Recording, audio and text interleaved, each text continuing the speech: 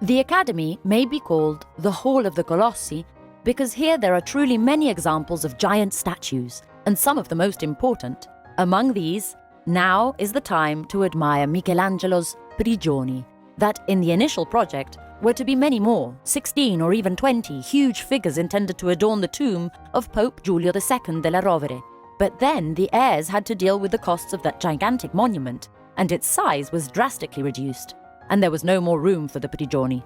More than 50 years after the beginning of these events, 4 of the 6 giants already sculpted by Michelangelo were given as gifts to Cosimo I de' Medici, who had them placed in the Boboli Gardens. It was only in 1909 that what is now called the Galleria dei Prigioni was emptied of its plaster casts of minor works by Michelangelo to leave the 4 sculptures the space that they deserved. From these blocks of marble, about 2.5 meters high, emerged the anatomies of the figures of slaves. But what these works were supposed to symbolize is not certain.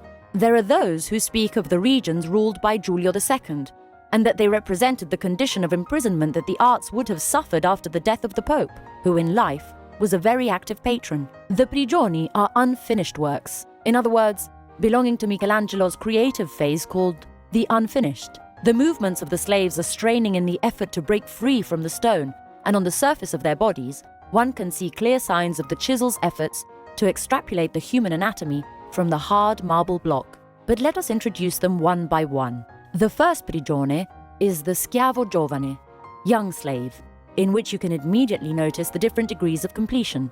There is then the Schiavo che si ridesta, a waking slave, in which the block of marble is still mostly intact and allows the body leaning forward to emerge, but only frontally.